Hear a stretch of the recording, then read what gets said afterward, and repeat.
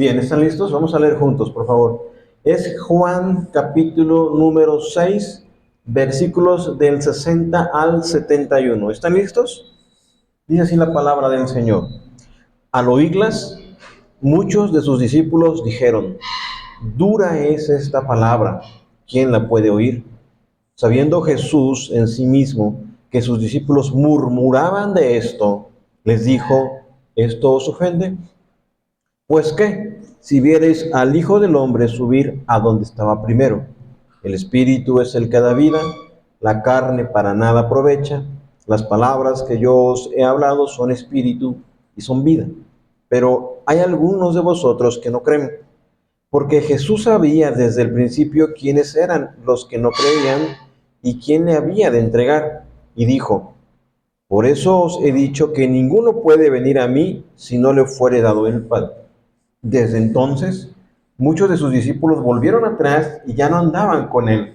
Dijo entonces Jesús a los 12, ¿queréis acaso iros también vosotros? Le respondió Simón Pedro, Señor, ¿a quién iremos? Tú tienes palabra de vida eterna, y nosotros hemos creído y conocemos que tú eres el Cristo, el Hijo del Dios viviente.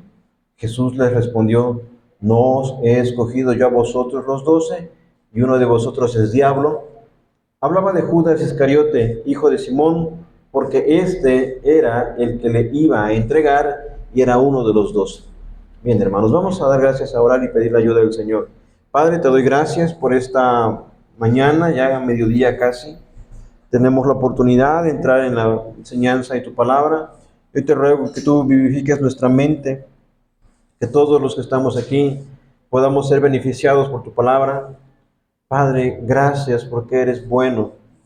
Mi Señor, ruego que tu Espíritu Santo vivifique nuestra mente, despierte nuestro espíritu, Señor, para reconocer tu gloria y tu majestad, para reconocer también nuestra condición de pecado, para venir a ti en arrepentimiento y fe, y para crecer en la gracia con la cual tú nos has alcanzado. Mi Señor, te agradezco infinitamente tu bondad y misericordia. Gracias porque eres bueno, bondadoso y fiel. Te ruego que todos nosotros entremos en este tiempo de meditación de tu palabra, nos gocemos en ella, disfrutemos, nos alegremos. Gracias, Padre.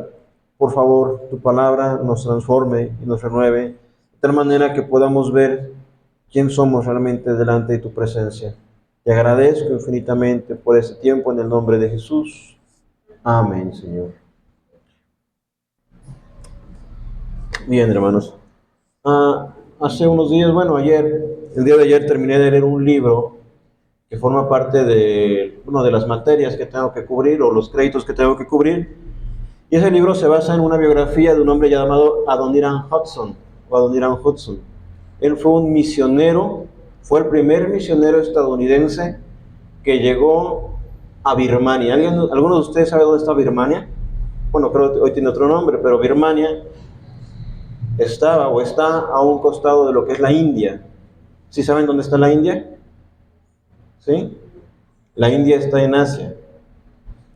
Bueno, él fue fue el primer misionero estadounidense que fue a una misión.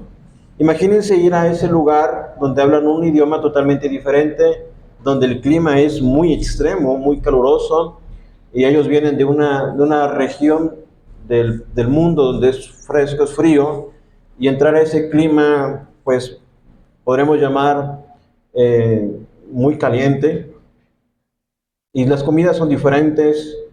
Y luego piensen en esto, los viajes no eran como ahora, que agarras un avión y llegas en unas cuantas horas, sino duraban meses los viajes. Corrían el riesgo de ser asaltados por corsarios, corrían riesgos de enfermedades, corrían riesgos de muchísimas cosas. Inclusive el índice de vida era muy bajo. Morían muchos niños, morían muchos hombres y mujeres, porque se exponían a climas y ambientes totalmente diferentes. Y además de eso, llegabas a un lugar donde la gente no te quería escuchar.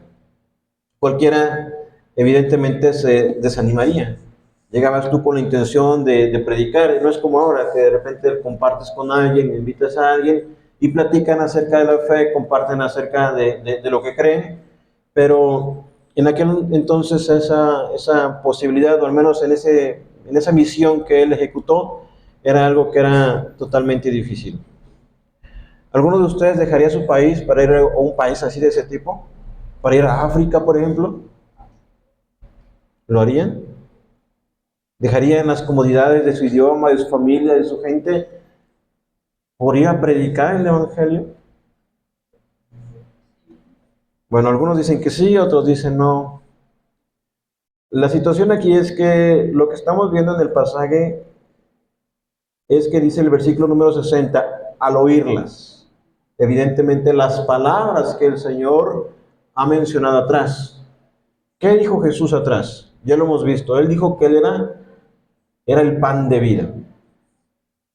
Nicolás, bienvenido. Pásale, vienes corriendo, ¿verdad? Bienvenido, Nicolás.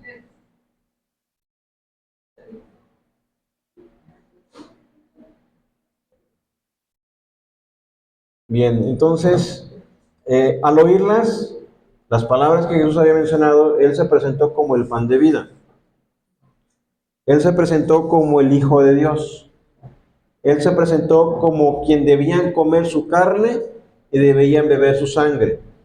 Él se presentó como Dios. El conflicto aquí es que los judíos, recuerden, escuchaban que Jesús decía ser el Hijo de Dios, o como lo afirmaba aquí, ser el pan que descendió del cielo, y decían, este está no solamente loco, es un blasfemo, es un irreverente, es alguien que está fuera de sí, que es lo que pensaba su familia también. Pero ahora no lo están diciendo los judíos en general, porque la semana pasada cuando empezamos a ver el versículo anterior, los que murmuraban de él eran los judíos, es decir, aquellas personas a las cuales él había alimentado. ¿Sí se acuerdan de lo que quedamos que es la murmuración? ¿Se acuerdan qué es eso? Chismes, hablar mal de alguien, calumnias, mentiras. En el versículo que leímos la semana pasada, en el versículo 41 dice, murmuraban entonces de los judíos, porque había dicho, yo soy el pan que descendió del cielo. Ellos decían, pero ¿cómo este hombre, que conocemos a su padre, conocemos a su madre, conocemos a sus hermanos, ahora él se adjudica un título o algo que evidentemente es sobrenatural? Porque lo que Jesús estaba afirmando es que Él es el Mesías, el Cristo. Cuando nosotros vemos el título de Cristo o de Mesías, no es el apellido o el nombre completo, es Jesús el Cristo, es decir, Jesús el Mesías, Jesús a quien estaban esperando los judíos y por quien evidentemente ellos tendrían una posibilidad de restaurar el reino o la nación de Israel. Y entonces vimos todo ese momento cuando Jesús se enfrenta a ellos y les dice en el versículo 43, no murmuréis entre vosotros, ninguno puede venir a mí si el Padre que me envió no le trajere, y yo le resucitaré en el día postrero. Y dice, escrito está en los profetas, y serán todos enseñados por Dios, así que todo aquel que oyó la palabra, oyó al Padre, aprendió de él, viene a mí. Entonces, hace varias afirmaciones Jesús. Esas palabras me estoy refiriendo cuando empezamos a leer en el versículo 60, cuando dice, al oírlas. Pero dense cuenta, ya no los judíos, ya no en general, sino sus discípulos. Es decir, las personas que eran cercanas a él. ¿Qué es un discípulo?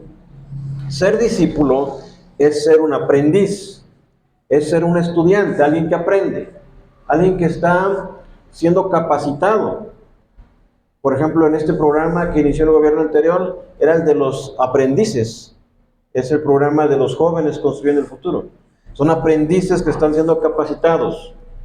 Entonces, cuando ustedes van a la escuela, cuando ustedes están en casa, cuando ustedes están en algún trabajo, están siendo capacitados, están siendo discipulados, en el sentido propio de la palabra.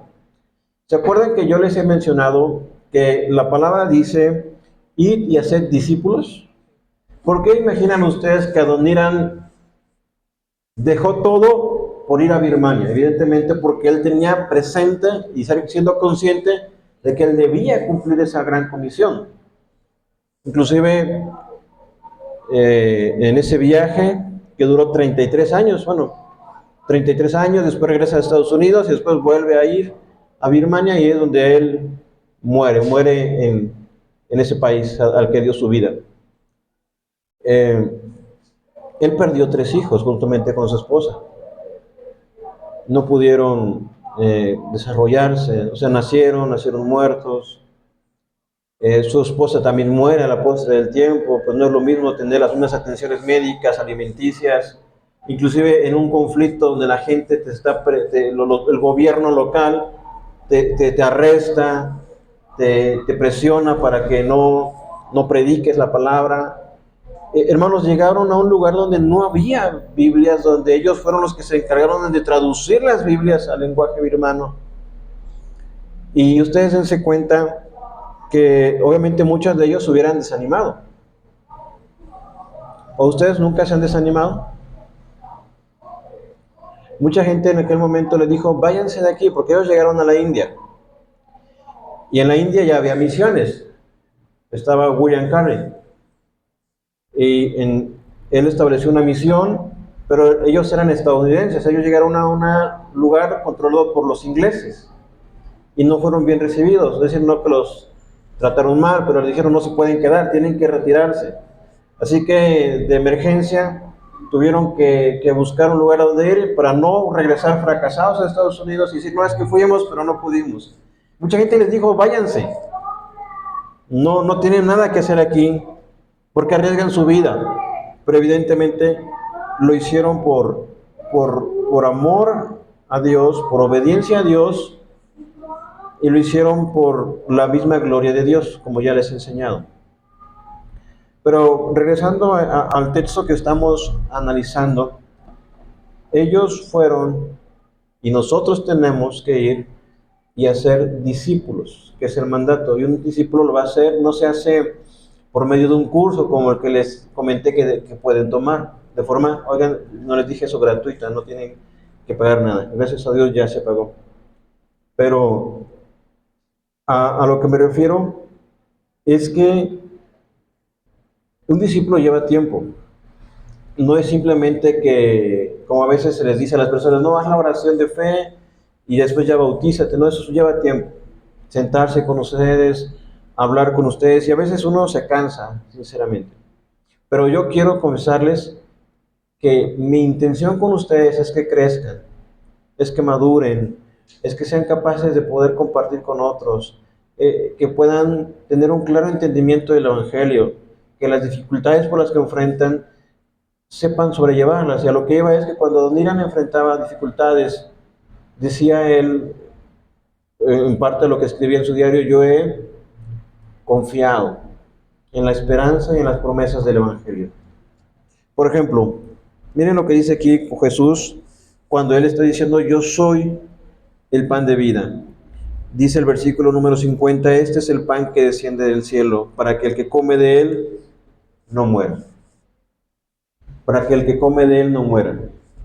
Yo soy el pan vivo que descendió del cielo. Si alguno comiere de este pan y vivirá para siempre, y el pan que yo daré es mi carne, la cual yo daré por la vida del mundo. Jesús te está ofreciendo vida eterna. Jesús te está ofreciendo que tú tomes de Él, que creas en Él, que confíes en Él, que te dejes en Él, y Él que te da cambio. Vida eterna. Vida eterna. Él te da vida verdadera. Él te da vida genuina.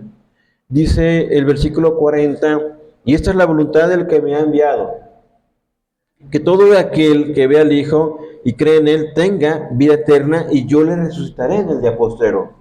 Y Adoniram quizá pensaba, bueno, mi hijo se ha muerto, mi esposa ha muerto, pero yo les veré en la resurrección. Y esa es la esperanza que aguarda, porque por la razón por la cual viajó tantos kilómetros para predicar a Cristo, fue para eso, para que las personas que no le conocían le conozcan, ellos tengan la misma esperanza. A él ha perdido todo por seguir a Cristo, por hacer la obra del Señor, pero realmente ha ganado la vida eterna al creer en Él y también al ser obediente e ir y hacer la gran comisión. Pero quiero que ahora centremos nuestra atención en estos versículos, porque dense cuenta, el versículo 60 dice, al oírlas, las palabras que ya en cierta manera ya les he ido resumiendo. Jesús es el pan de vida, Jesús es el que da vida eterna. Pero lo que dicen ellos, dice, dura es esta palabra. ¿Quién la puede oír? Otra traducción diría de esta manera, al oírles muchos de sus discípulos eh, dijeron, esto es difícil de entender. Es decir, y quizás no tanto de entender, sino de aceptar o de recibir. Porque muchas personas podemos entender que solamente en Cristo tenemos vida y en el Señor tenemos esperanza, pero no todos lo quieren. Hermanos, la tendencia es que las personas van a rechazar al Señor. Inclusive en algún momento quizá nosotros lo hicimos. En algún momento quizá nosotros también rechazamos el mensaje de Cristo y de su palabra. Pero dense cuenta, lo que yo quiero resaltar es que no es cualquier gente la que está rechazando a Jesús, son sus discípulos. Sus discípulos son los que están diciendo estas palabras. Dura es esta palabra, ¿quién la puede oír? Y por eso estoy tratando de que ustedes entiendan que un discípulo es un aprendiz. Que un discípulo es alguien que está aprendiendo de esta persona, y que los discípulos de Jesús no eran simplemente que iban a tal horario y abría Jesús la escuela a las 8 de la mañana y a las 12 del día se iban. Eran personas que estaban con Él constantemente, eran personas que caminaban con Él, que recorrían esos kilómetros, eran personas que comían con Él, eran personas que dormían donde Él se quedaba a dormir, porque un aprendiz o un discípulo en el tiempo de Jesús no era simplemente alguien que recibía información, sino alguien que veía cómo vivía aquella persona. Entonces el discípulo como tal, que también nosotros debemos ser discípulos, debemos ser personas que aprendemos, pero que también vemos de aquel que nos está discipulando que realmente la vida de él es congruente con lo que enseña.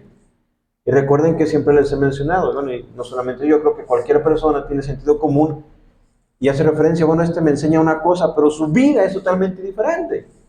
Además, esa es la razón por la cual algunas personas no quieren aceptar del Señor, o quizás su argumento, dicen, no, pero ese dice ser cristiano, pero vive de una forma muy fea, no obedece o se porta mal, no sé.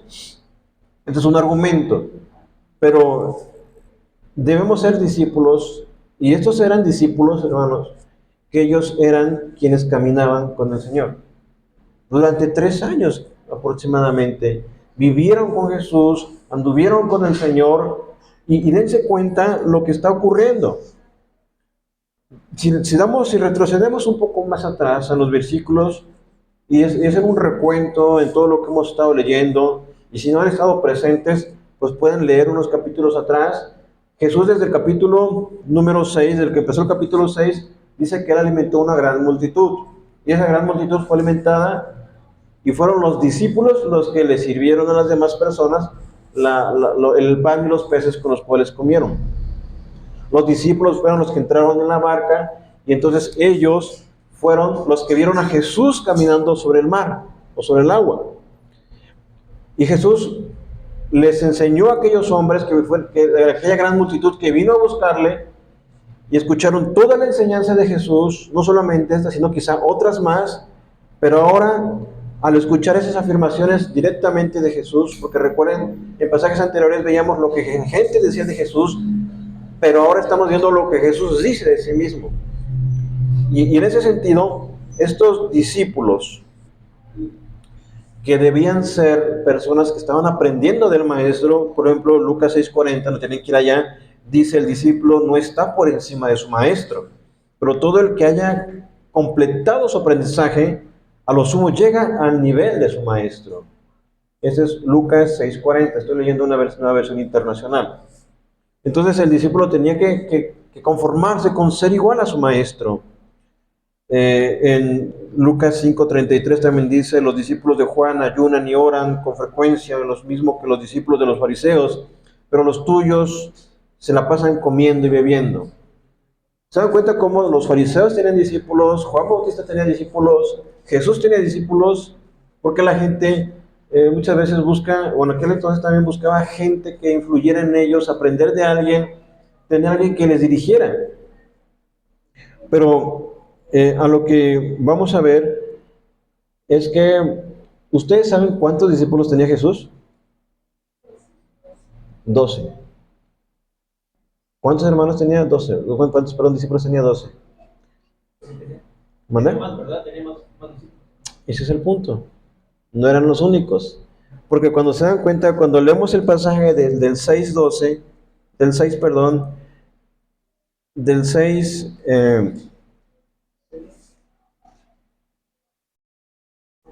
cuando les dice en el 6:61, sabiendo Jesús en sí mismos que sus discípulos murmuraban de él, les dijo, ¿esto os ofende?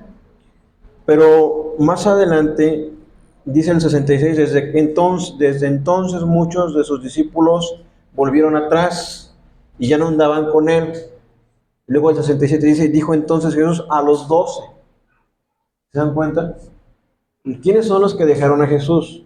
No fueron los 12. Quizá pensaron, no, esos discípulos. Sí, había muchísimos más. Jesús predicó por medio de 3 años y medio aproximadamente. Así que del grupo grande que tenía Jesús de seguidores, la Biblia menciona alrededor como 70 por lo menos, que en alguna ocasión los mandó de dos en dos a predicar a las aldeas. Eso lo pueden encontrar en Hechos, perdón, en Lucas 10. En Lucas 10 menciona cómo los discípulos fueron enviados de dos en dos. Es Lucas 10:1.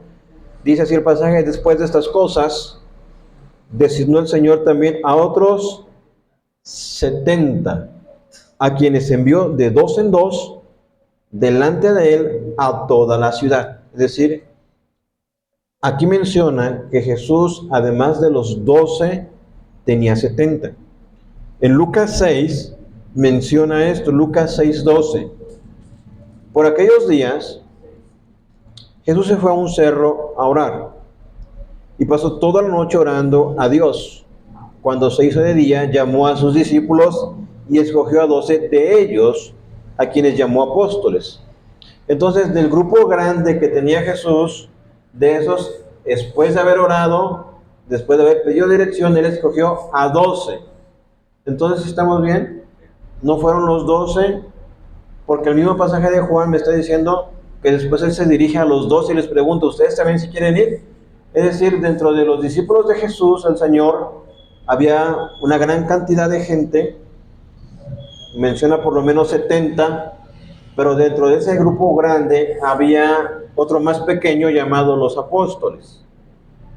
Entonces, a los que él llamó apóstoles fueron solamente 12, que normalmente siempre mencionan a Pedro, a Juan, a Andrés, a Jacobo, a Mateo, a todos los que nos menciona el capítulo número, si quieren ir a Mateo número 10 para que vean los nombres de ellos, y siempre vamos a encontrar que el primero de ellos siempre va a ser Pedro, cuando menciona la lista, y en varios pasajes, tanto de los evangelios como de Hechos, se menciona la lista de los 12. Entonces, Mateo capítulo número 10 dice de esta manera, entonces llamando a sus 12 discípulos, les dio autoridad sobre los espíritus inmundos para que los echasen fuera y para sanar toda enfermedad y toda dolencia. Es Mateo 10 y estoy en el versículo número 2.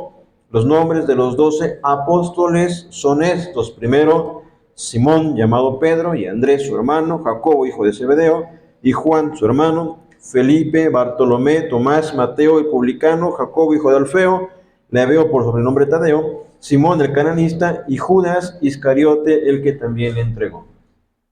Entonces, estos son los nombres de los 12 apóstoles. Recuerden, la palabra apóstol significa enviado. Entonces, estos 12 hombres tenían este oficio apostólico. Y Nicodemo y José de Arimatea eran discípulos. José de Arimatea y Nicodemo. Nicodemo lo leímos y lo aprendimos en Juan capítulo número 3, que era un principal de la sinagoga, perdón, no solamente de la sinagoga, era un principal de la nación, Nicodemo, no se nos olvide. El otro era José de Arimatea, el que menciona el hermano, también era un hombre principal en el gobierno de los judíos, de los israelitas. Ellos dicen la Biblia que eran discípulos en secreto, es decir, no abiertamente eran discípulos del Señor por temor precisamente a eso, a la persecución, a que la gente los señalase, principalmente los líderes de la nación. Entonces no eran abiertamente discípulos, aunque al final, cuando Jesús muere y es crucificado, son ellos dos quienes van y bajan el cuerpo del Señor, lo atienden y lo meten al sepulcro cuando todos los demás, 12, habían huido. Entonces, como ven, hay discípulos del Señor, una gran cantidad de gente, pero a la parte de ello hay 12 en particular, que son los 12 apóstoles. Y aún dentro de los 12 hay 3 que son más cercanos. ¿Quién sabe sus nombres? Pedro, Jacobo y Juan. Inclusive, si leen acá, son los primeros que se mencionan. Versículo número 2 de Mateo 10, los nombres de los 12 apóstoles son primero Simón, llamado Pedro, y Andrés su hermano, y luego Jacobo, hijo de Zebedeo, y Juan su hermano.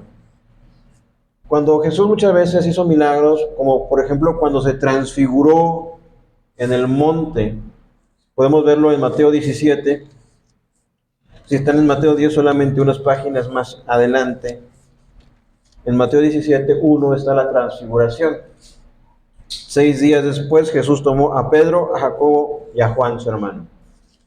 Entonces, como ustedes pueden ver, había personas que eran más cercanas al Señor, particularmente estos 3. Cuando Jesús estaba en Getsemaní, orando horas antes de que Él fuera arrestado y llevado a la cruz, Él tomó también otra vez a Pedro, a Jacobo y a Juan, que eran los más cercanos al Señor. Ustedes dirán, ¿pero había favoritismos? A ver, hermana Ana, usted tiene más de 2 hijos. ¿Cuál es el favorito? ¿No? Hermana Mar, ¿cuál es el favorito? Hermana, hermana, Tere.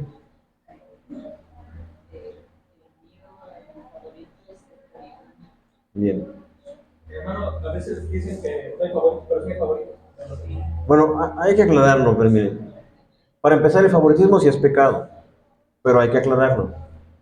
Favoritismo en Santiago dice que si alguno entra a la iglesia y tiene, no sé, ropa o anillas o joyas ostentosas y nosotros lo procuramos más que otra persona que tiene una ropa pues no limpia o andrajosa, eso es favoritismo, es hacer diferencia entre uno y otro.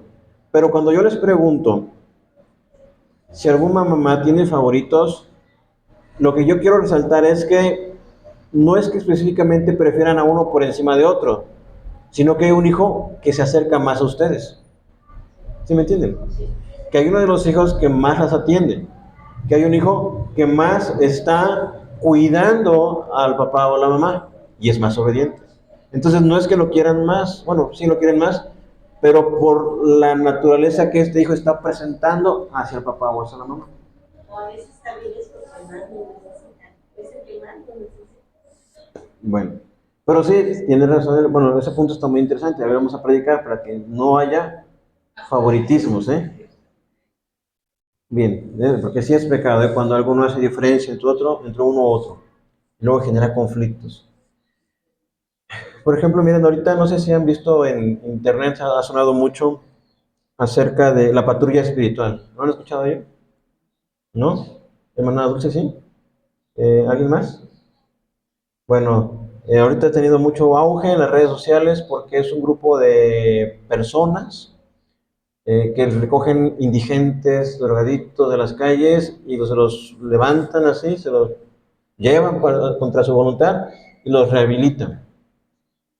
Pero algo que podemos ver es que muchos jóvenes que están en drogadicción o en adicciones es porque las madres, digo madres porque muchas veces son las que más consienten a los hijos.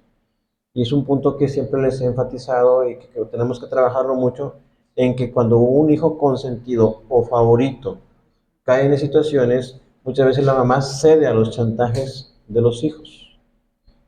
Bueno, paréntesis. Regresamos otra vez a Juan, ¿sí?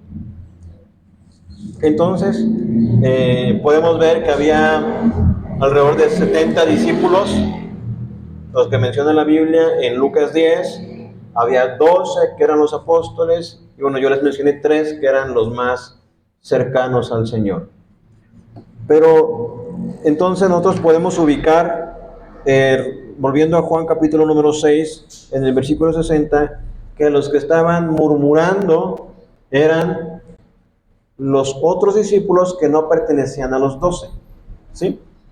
No sé cuántos se fueron, no sé si fueron todos, pero yo pienso, o la Biblia deja ver que no, porque en el libro de los Hechos, nosotros vemos que al final cuando Jesús asciende al cielo,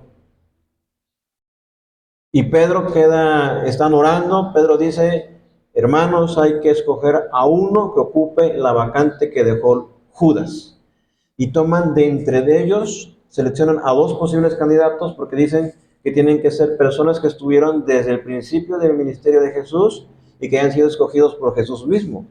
Entonces, para escoger a Matías, que es el que va a quedar como sucesor, que va a quedar como el que ocupa el lugar de Judas, tenía que haber más discípulos. Entonces, no solamente eran los 12.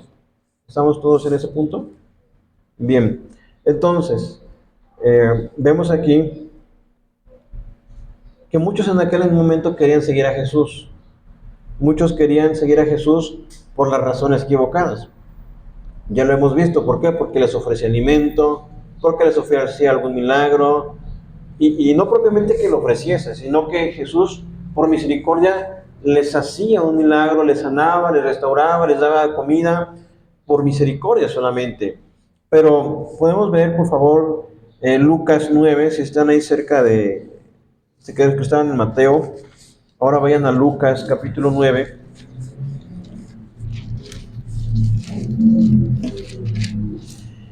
Y en el versículo número 57. Vamos a leerlo desde ahí.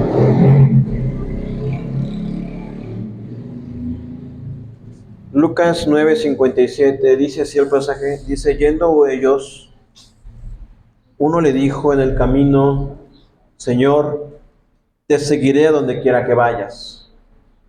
Y le dijo Jesús, las zorras tienen guaridas, y las aves de los cielos nidos, mas el Hijo del Hombre no tiene dónde recostar la cabeza. Para que entiendan este pasaje, porque algunas personas luego sacan unas interpretaciones bien locas o raras. ¿A qué se refiere con Jesús cuando Jesús dice el Hijo del Hombre no tiene dónde recostar la cabeza? Que no tiene casa. O sea, que no tiene un lugar fijo, que la anda de un lugar para otro. Porque este hombre le dice, Señor, te seguiré a donde quiera que vayas. Y Jesús le dijo, las zorras tienen guaridas, las aves de los cielos tienen nidos. ¿Sí? ¿Dónde viven los pajaritos? Hacen sus nidos. Las zorras en el campo están guaridas. Y lo que él dice, más el Hijo del Hombre, recuerden que Jesús se refiere a sí mismo como el Hijo del Hombre, no tiene dónde recostar la cabeza. Entonces se refiere Jesús a que este hombre le pide seguirle, pero debe estar entendido este hombre que Jesús no tiene un lugar fijo para morar, porque él va de Jerusalén a Galilea, y de Galilea recorre las regiones aledañas al mar de Genesaret, y él está predicando de un lugar a otro. Es un predicador itinerante, no tiene un lugar fijo. Bien, entonces dice el versículo 59, y dijo otro, sígueme. Pero ahora es Jesús el que le dice, y dijo a otro, sígueme. Por ejemplo, cuando Jesús llama a Mateo, simplemente se presenta ahí donde estaba trabajando Mateo y le dice, sígueme. Y Mateo le siguió. Mateo es el cobrador de impuestos. Y le dijo, Señor, deja primero que vaya y entierre a mi padre. Jesús le dijo, deja que los muertos entierren a sus muertos, y tú ve y anuncia el reino de Dios. Es decir, a veces podemos poner excusas, ¿no?, para no seguir a Dios. Bueno, y ustedes pueden decir, no, pero es algo justificable, había que enterrar a sus padres. En el versículo número 61 dice, entonces también dijo a otro, te seguiré, Señor, pero déjame que me despida primero de los que están en mi casa. Y Jesús les dijo, y esto es el versículo clave para que entendamos todo este pasaje. Ninguno que poniendo su mano en el arado, mira hacia atrás, es apto para el reino de Dios. Se lo repito, ninguno que poniendo su mano en el arado, mira hacia atrás, es apto para el reino de Dios. ¿Alguno de ustedes sabe qué es el arado? ¿Sí? Para barbechar, dice nuestra hermana. Es una, bueno, vamos a decir el tractor hoy día, ¿no? Una máquina que mueve la tierra para que pueda hacer los surcos y entonces poder sembrar. Cuando habla del arado está hablando de ese utensilio de madera que es jalado por bestias, por bueyes, por caballos, que evidentemente va surcando la tierra, haciendo los surcos para que la tierra se vaya removiendo. Entonces, si el que va con el arado lo lleva hacia adelante y si de repente va para atrás, ¿qué va a pasar? Se le va el choco al arado. Entonces, lo que está diciendo Jesús es que si están caminando, si han decidido seguir a Cristo, ¿se acuerdan de ese himno? He decidido seguir a Cristo, no vuelvo atrás, no vuelvo atrás. La cruz delante y el mundo atrás. Entonces, les hablo directamente, hermanos. Caminen hacia adelante, no vuelvan atrás. Estos discípulos de Jesús que habían escuchado palabras que ya no les gustaban, decidieron seguir atrás. Decidieron ya no seguir a Jesús porque sus palabras les parecían muy duras, muy difíciles, muy pesadas. Hay muchas circunstancias que a lo largo del caminar cristiano van a querer obstaculizar o ya están queriendo obstaculizar su vida. Hay pruebas en la casa, que tal familiar o tal persona no quiere caminar con el Señor y les es piedra de tropiezo. Es más, los preferirían ver en la peor condición que verlos cristianos. Preferirían todo lo peor que fueran, no sé, adictos a una sustancia, que fueran, no sé, cualquier cosa, pero menos cristianos, ¿eh? Hay muchas pruebas difíciles que encontramos en el caminar, inclusive tentaciones que enfrentamos como personas. Por eso el mundo también a veces nos atrae a las personas, sus placeres, sus deleites, sus gozos.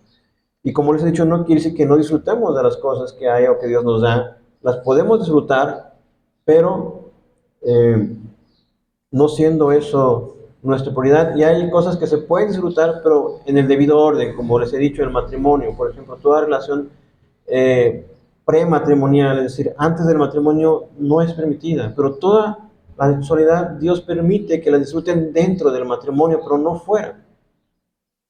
Entonces todo tiene su tiempo y todo tiene su momento. Pero así va a haber muchas circunstancias que nos van a llevar o nos van a provocar a que volvamos atrás. En el caso de los discípulos de Jesús, les pareció demasiado dura esa palabra. Así nosotros podemos dejar, y es que nosotros tenemos que dejar muchas cosas. Tenemos que dejar muchas cosas. Tenemos que dejar cosas que nos gustan, pero que no son agradables a Dios. Y hay cosas que nos gustan, pero que tampoco son pecado, pero que también me pueden ser piedra de tropiezo. Por ejemplo, a mí me gusta el fútbol, ustedes saben, yo lo voy a cierto equipo, ¿no? Color azul. Pero si yo me paso 2 horas viendo el partido, pues a lo mejor no voy a poder prepararme para el día domingo, ¿no?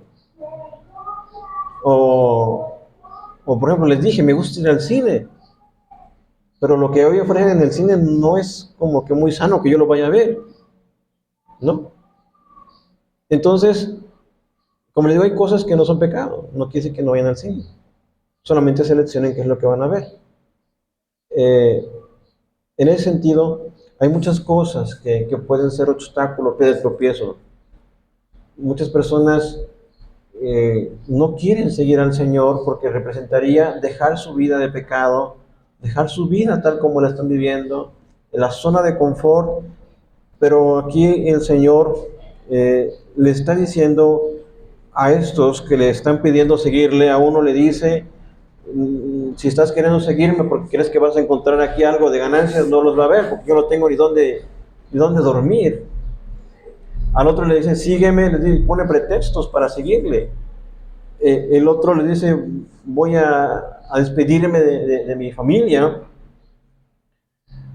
Y aquí el sentido no es que no hagan eso, hermanos, tampoco, sino que evidentemente siempre está denotando que cualquier otra cosa que esté antes que a Dios, eso es idolatría.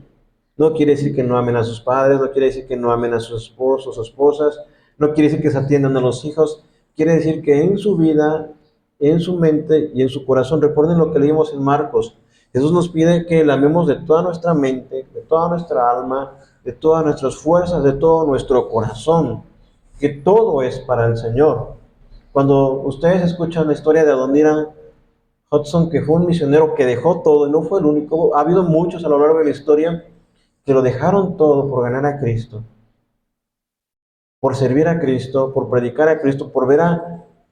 Y es que, hermanos, la vida de ellos no fue simplemente dejar cosas pequeñas, dieron su vida prácticamente por personas que al principio les rechazaban, les ignoraban, inclusive les insultaban, pero que a la postre, por ejemplo, Birmania y la India, después de los Estados Unidos, es el lugar con mayor número de cristianos bautistas. Entonces, al principio, los primeros 7 años, los primeros 8 años no se ven los frutos, como cuando sembramos cierto árbol y ese árbol tarda mucho en crecer y los frutos vamos a tardar para poder disfrutarlos. Y estos frutos, créanme que ni siquiera los vamos a disfrutar nosotros, los disfrutarán otras generaciones que vendrán más adelante. Entonces, mediten en este pasaje que dice, ninguno que poniendo su mano en el arado mira atrás es apto para el reino de Dios. Si ustedes deciden caminar con el Señor, deciden caminar voluntariamente, pero créanme que más adelante Jesús los dice, ninguno de los que ha venido a mí ha venido por su cuenta, sino ha sido traído por mi Padre. Entonces, si están aquí, si están escuchando esta enseñanza, si están creyendo en el Señor, es con un propósito, con un plan. Han pasado varias cosas en sus vidas, están pasando varias circunstancias adversas, buenas o malas, pero créanme que no debemos volver atrás, no es conveniente. Inclusive por eso en la portada que les mandé, esa era la intención de esa persona que está ahí en ese sequedal, volviendo atrás, volviendo al pecado, volviendo a la miseria, volviendo a las situaciones que estábamos viviendo. Créanme que es mucho más difícil. Dice el versículo que de 6:60, esto es muy difícil de aceptar, dijeron los discípulos. ¿Quién puede estar de acuerdo contigo? Esos discípulos no podían estar de acuerdo con Jesús. Entonces, este versículo o este pasaje que estamos analizando, hermanos, de Juan 6:60 en adelante, nos deja ver otra realidad. Que hay discípulos verdaderos y que hay discípulos falsos. Que hay discípulos verdaderos, que hay discípulos incrédulos y que hay discípulos que tienen verdadera fe. Y créanme que eran discípulos de Jesús. Estamos hablando del mejor maestro que ha existido, del Señor, de Dios. ¿Y qué podemos esperar nosotros?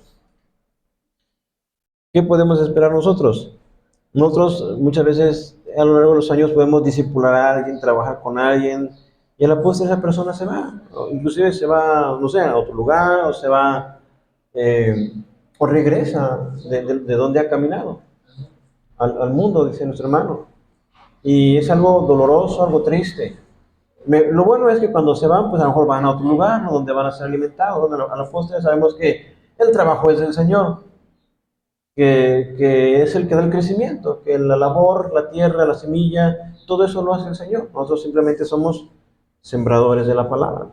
Pero lo malo, lo triste o lo doloroso es cuando esas personas vuelven al pecado, vuelven atrás, vuelven a la miseria y ahora sale peor de como estaban antes.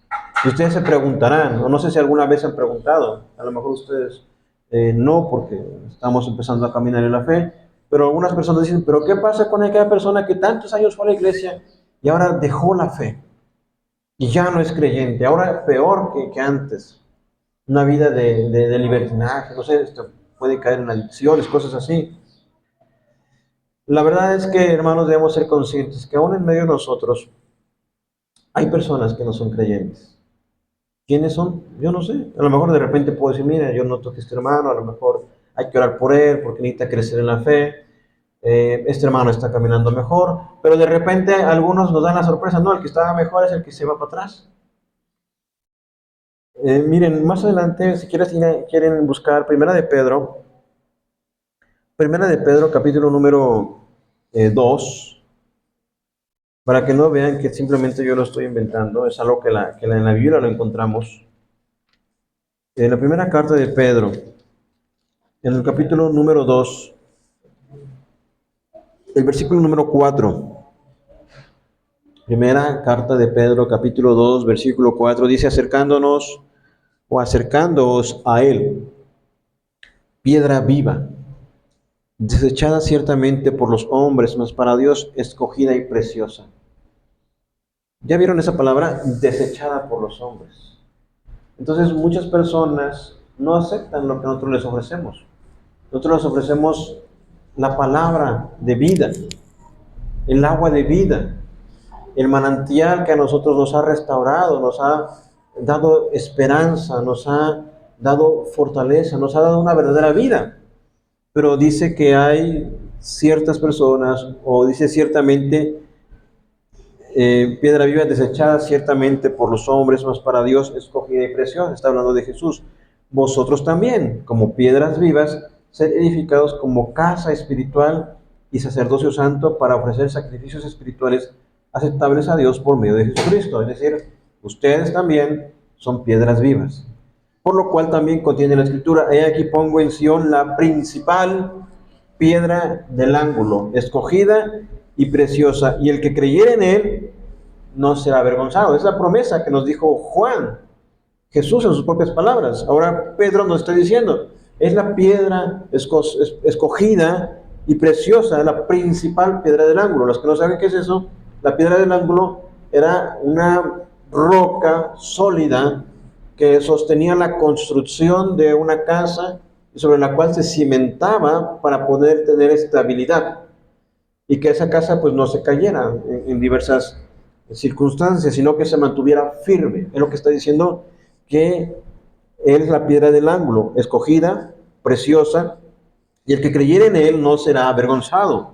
Para vosotros, pues, los que creéis, él es precioso, pero para los que no creen, la piedra que los edificadores desecharon ha venido a ser la cabeza del ángulo.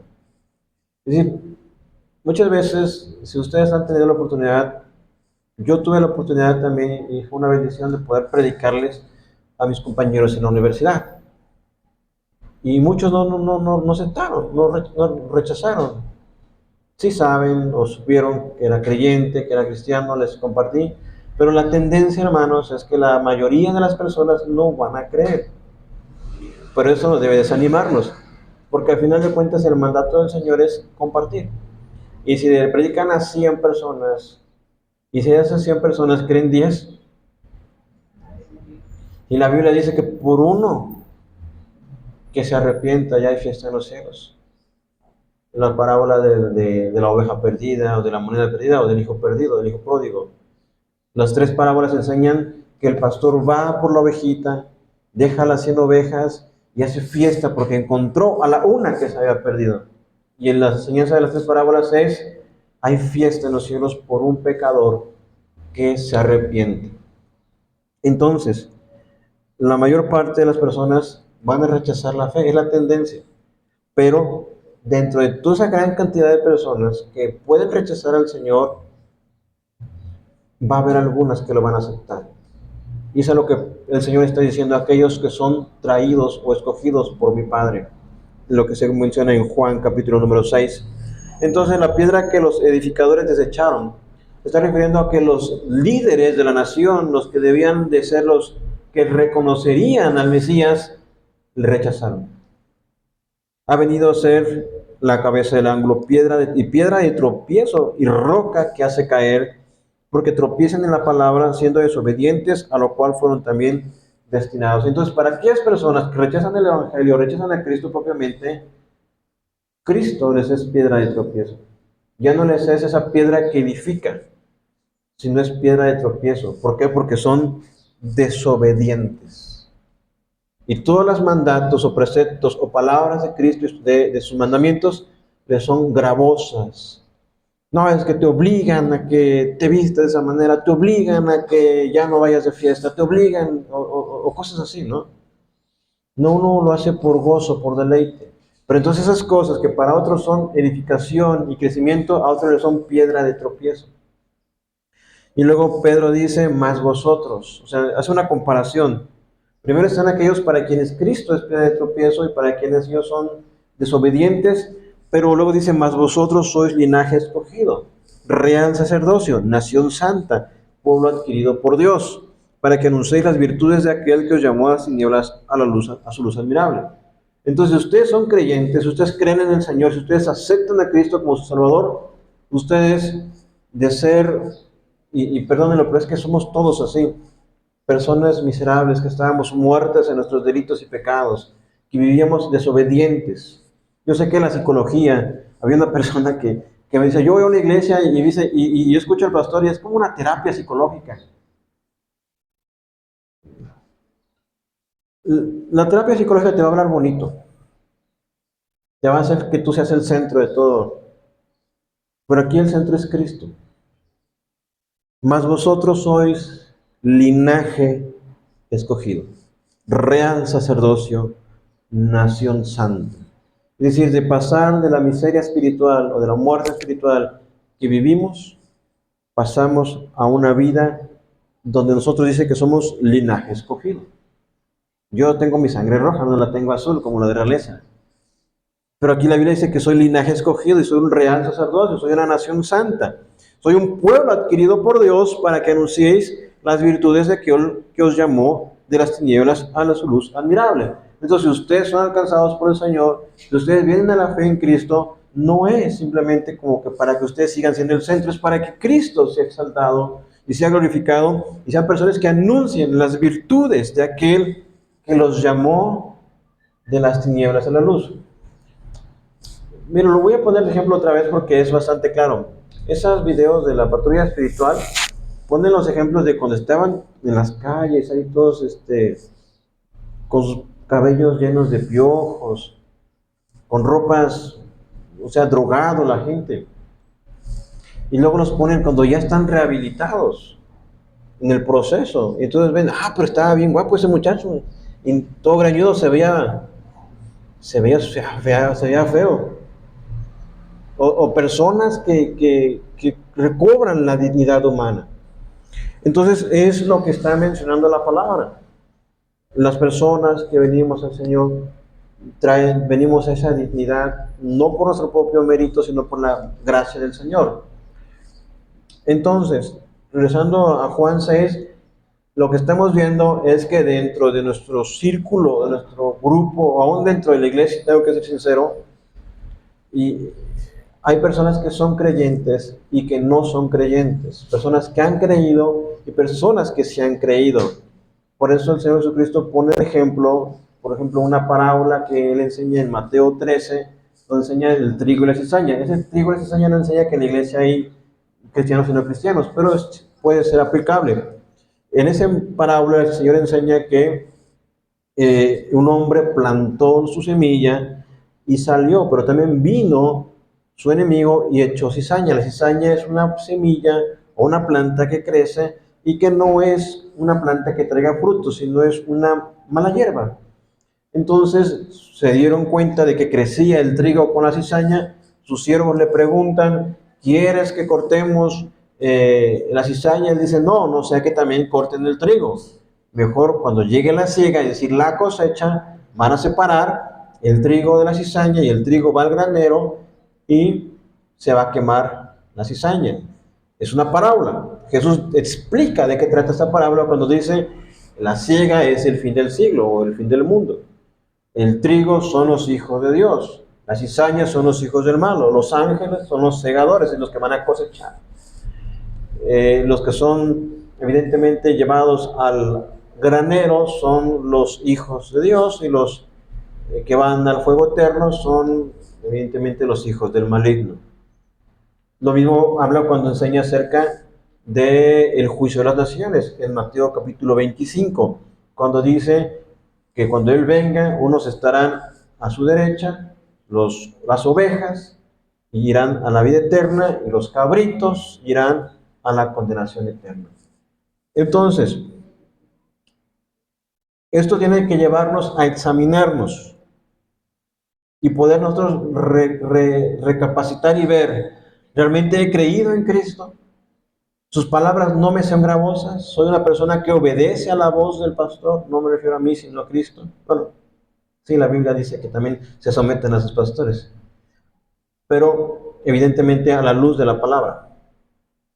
Entonces, en ese sentido, tenemos que considerar que si dentro del grupo en el cual Jesús enseñó había personas que no eran creyentes, como esos discípulos, volvemos a Juan otra vez, a Juan 6, que le dicen al Señor en el versículo 61, sabiendo Jesús en sí mismo que sus discípulos murmuraban de esto, les dijo, ¿esto os ofende?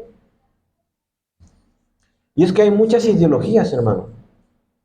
Miren, en esta época, lo que es contracultural, a veces las personas quieren ser personas, ir contra la corriente, y a veces ponen en sus perfiles, no, yo me autoexamino y veo que renuncio a la fe cristiana y soy una persona libre. Tratan de ponerse como seres libres y pensantes y sin ataduras a una religión o cosas así. Hermanos, lo que hoy es contracultural o lo que es ir contracorriente es ser cristiano. Porque de los otros ya hay un montón. De los que sienten que son libres, de los que sienten que ellos deciden, de los que sienten que ellos son seres independientes. Lo contracultural es esto, es ser una persona que obedece a la palabra de Dios. Lo voy a poner otro ejemplo, pero yo no lo vi, pero lo escuché acerca de esta mujer que es una influencer que cocina y que atiende a su novio, creo que es su esposo, y que la gente le critica, no, es que esta mujer está llevando a las mujeres que son libres a que se sometan a los hombres y cosas así. Hermanas, eso es lo más común, el que las mujeres quieren ser libres, independientes y empoderadas. No me refiero en el sentido de la dignidad humana, sino en que la Biblia enseña aparentemente lo contrario. La Biblia enseña que la mujer debe ser, ¿cómo? Las hermanas que están tomando sus enseñanzas, ¿cómo deben ser las mujeres, hermana Anita? Muy bien. Piadosas, pues mujeres que honran a Dios, que temen a Dios. Les acabo de hablar de Don Iran Hudson, pero no puedo hablar de él, sin hablar de su esposa, Anne Hudson, que también fue una mujer que también le ayudó en la traducción de la Biblia al birmano, que inclusive atendió ella a muchos que estaban en la cárcel cuando él estuvo encarcelado, y que la causa inclusive posiblemente de su muerte fue que estuvo muy debilitada a lo largo de un periodo largo de tiempo. La sumisión bíblica no es que van a someterlas y las van a dominar, sino que son mujeres que se someten a Dios y al orden de la palabra que el Señor ha dado, y que pueden crear un hogar estable y firme y sólido, donde disfrutan de su feminidad. No quiere decir que no estudien, no quiere decir que no se preparen, no quiere decir que no emprendan. Ustedes pueden hacer eso, pero a la vez lo hacen como la mujer del Proverbio 31. ¿Alguna ha leído el Proverbio 31? ¿No?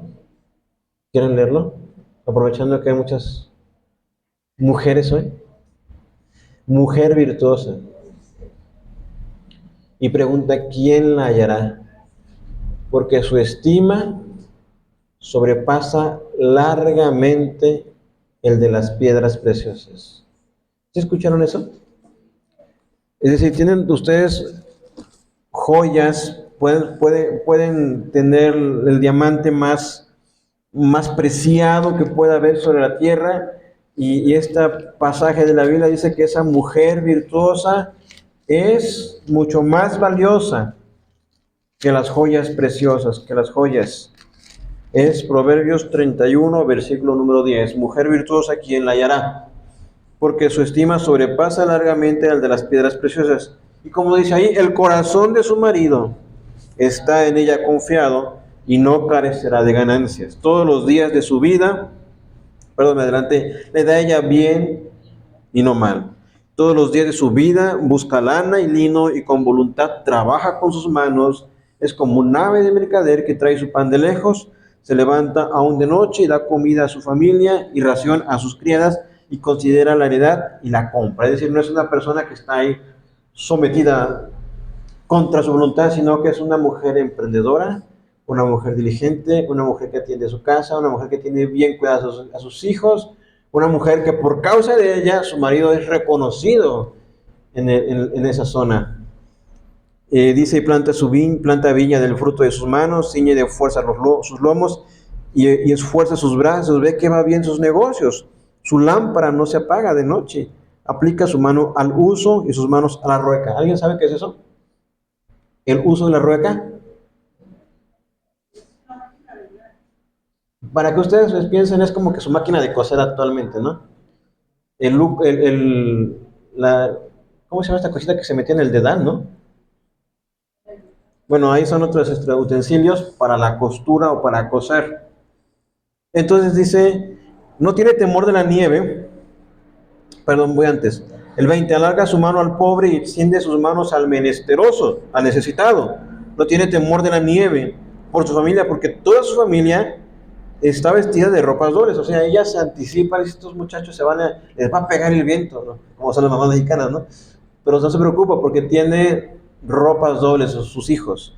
Ella dice, hace tapices de lino fino y púrpura, es su vestido, su marido. Oigan, esto es conocido en las puertas cuando se sientan con los ancianos de la tierra. Hace telas y vende y da cintas al mercader. ¿Saben qué es mercader? Es el comerciante, ¿sí? Fuerza y honor son su vestidura y se ríe de lo porvenir. Abre su boca con sabiduría y la ley de clemencia está en su lengua. Considera los caminos de su casa y no come pan de balde. Se levantan sus hijos y la llaman. Imagínense que sus hijos dicen, mamá, eres bienaventurada y eres dichosa. Pero esto es contracultural, hermanos, porque la mujer de aquí de Proverbios, no, hay que ser empoderadas, hay que ser independientes, hay que ser rebeldes. No, la mujer de aquí no, esa no cabe aquí, en nuestra sociedad. Entonces, dice, muchas mujeres ya hicieron del bien, mas tú sobrepasas a todas. Y viene este versículo, engañosa es la gracia y vana la hermosura. La mujer que teme a Jehová, esa será alabada. Incluso hay un proverbio que dice que la mujer hermosa, pero falta de entendimiento, es como el zarcillo de oro en el hocico de un cerdo. ¿Alguno de ustedes ha visto a los cerdos? Que imagínense que tuviera un zarcillo de oro, no sé, en la nariz o en el hocico. Y así es la mujer hermosa. Es un proverbio que está aquí en Proverbios. Entonces, la virtud no tiene que ver con la belleza. Tampoco quiere decir que no se arreglen, hermanos, de la forma decorosa y piadosa que Dios les da. ¿Sí? Entonces, pero podría haber mujeres que dicen, no, eso no me gusta a mí. Además, yo quiero, inclusive créanme que hay una estadística que dice que las iglesias a hoy día, mayor parte están lideradas por mujeres. O sea, por una figura femenina que es la pastora, están en incremento. Porque las ideologías, las tendencias no son en balde, o sea, tienen una intención y es la de modificar la sociedad, la cultura y la forma de pensamiento. Solamente un ejemplo de lo que podría pasar cuando alguno de ustedes dijera, no, es que dura es esta palabra. Yo no quiero ser esa mujer virtuosa, no quiero cocinar, no quiero coser, no quiero hacer nada de eso, yo quiero hacer otra cosa. Pero en el caso del Señor, estos discípulos estaban murmurando por causa de que él afirmaba ser Dios, él afirmaba ser el pan que descendió del cielo, él afirmaba ser quien daba vida eterna. Y les dice en el 62, Juan 6:62, pues qué, si vieres al Hijo del Hombre subir a donde estaba primero. Es decir, si ustedes me vieran allá en la gloria que tenía yo, ¿quieren verme así para que me crean? Dice, y este versículo es clave, hermanos. El Espíritu es el que da vida. Y si quieren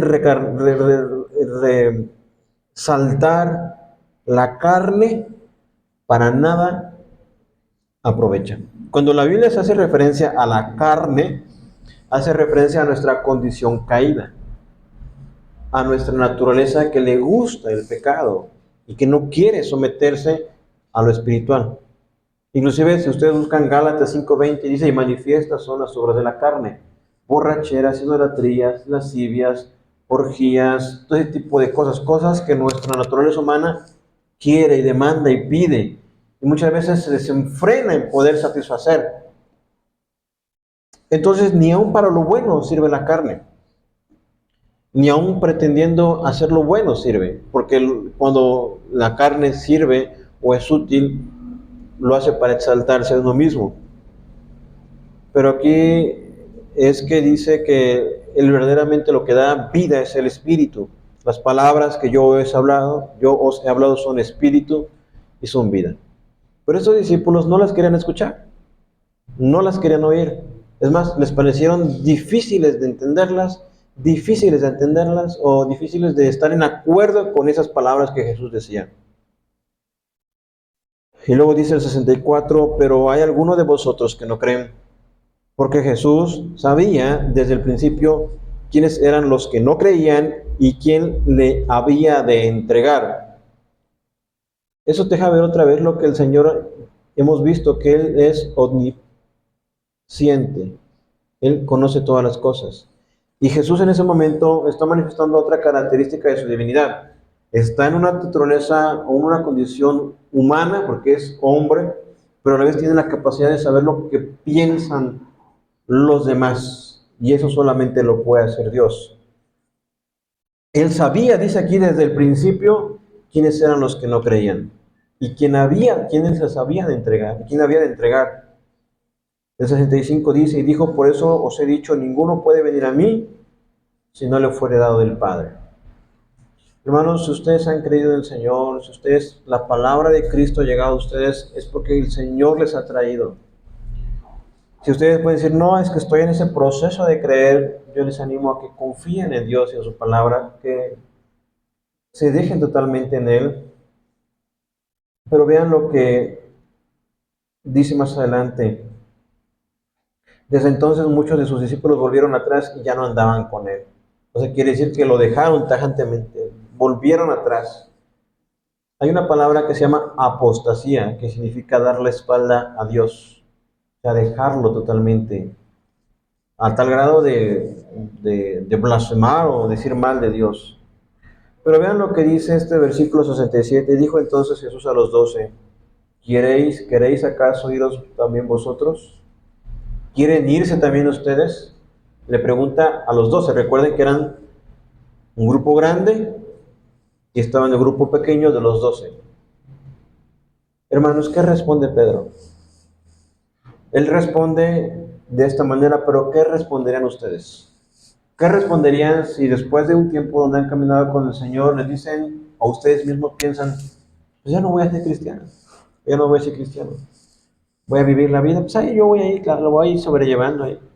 Entonces ya me sé la Biblia, entonces ya tengo mi Biblia.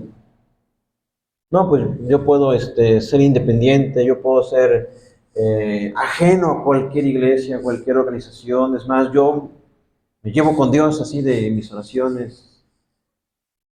¿Qué dirían ustedes? Cuando el Señor les preguntara, ¿quieren también irse ustedes? Pedro contestó, ¿a quién iremos? ¿A quién iremos?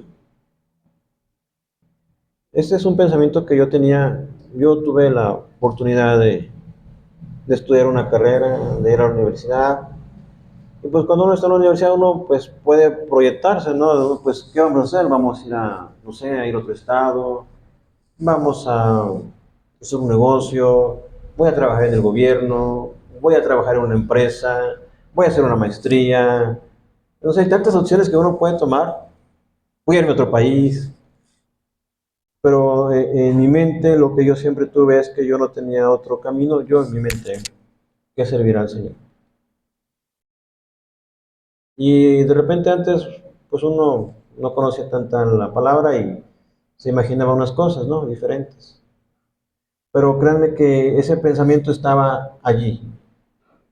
¿A quién iremos? Yo pensaba, ¿y qué voy a hacer? Si Dios me salvó, me alcanzó para su gloria, ¿por qué no habré de servirle? Es más, ¿qué más podría hacer aparte de servirle? Y por eso dice Pedro aquí, ¿a quién iremos? Le dice, tú tienes palabras de vida eterna. Hermanos, ¿ustedes a dónde irían si abandonan la fe? Si dan pasos para atrás. Si somos como los discípulos que no creyeron, que les pareció pesada la palabra, que no quisieron someterse al Señor, que no quisieron reconocerle como su Dios, como su Señor, como su Mesías, como su Salvador.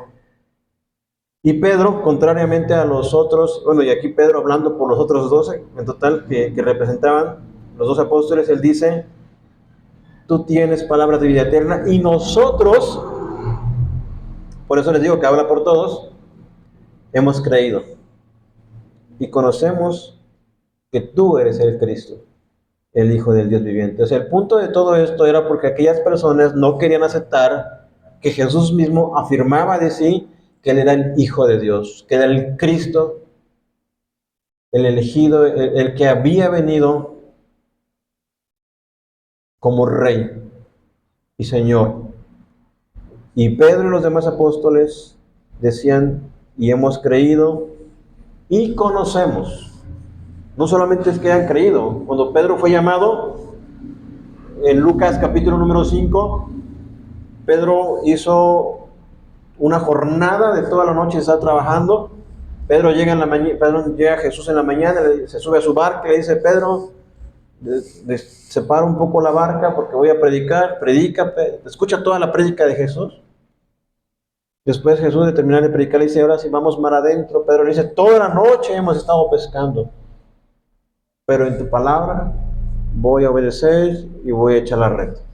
Y echa la red, y lo que no pudo pescar en toda la noche, lo pesca en un momento. Una gran cantidad de peces, de tal manera que tuvieron que hacerle señales a la otra barca que viniera porque se estaba hundiendo de tantos peces. Y cuando Pedro llega a la orilla, le dice a Jesús, Señor, apártate de mí que soy hombre pecador. Eso está en Lucas 5, lo pueden leer. Y Jesús le dice, desde ahora seréis pescador de hombres.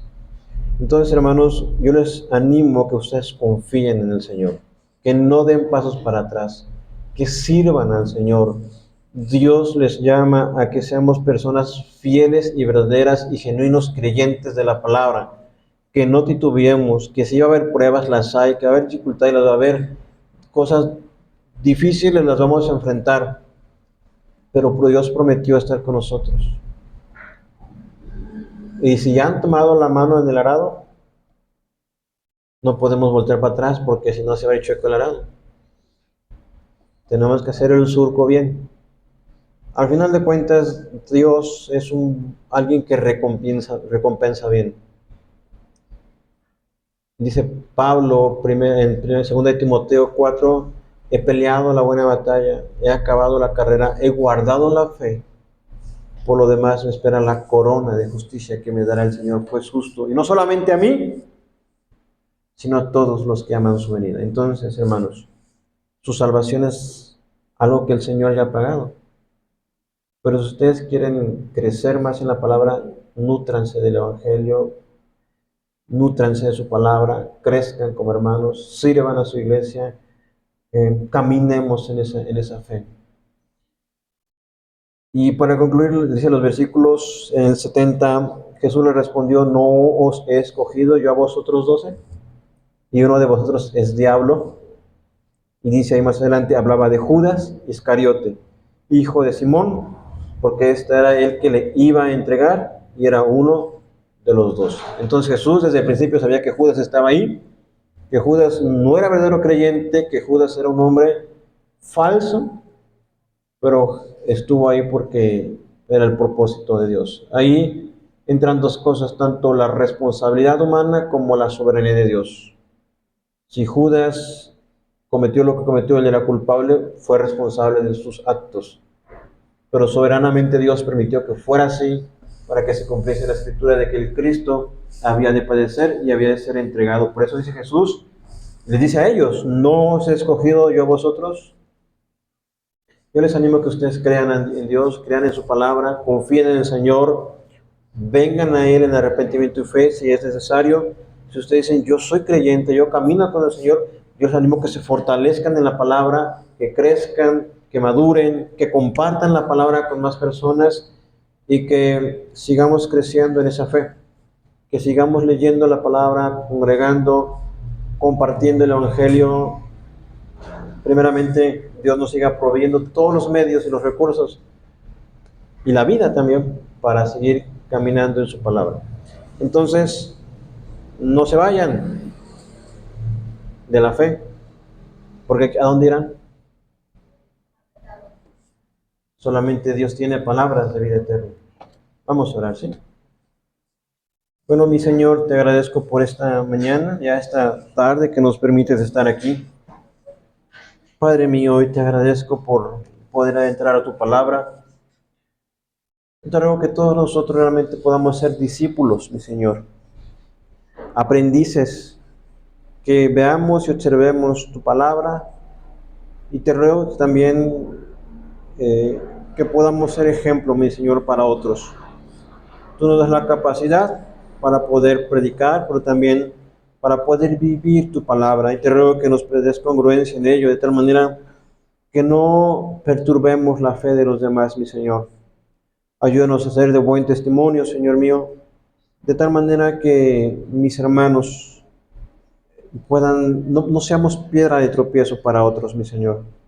Te suplico, mi amado Señor, que podamos crecer en la fe, que confiemos en ti, que creamos, que nutras nuestra mente y nuestro ser completamente de tu palabra, de tal manera que todos vengamos a confesarte como nuestro Dios, Señor y Rey, que proclamemos tu justicia y tu verdad.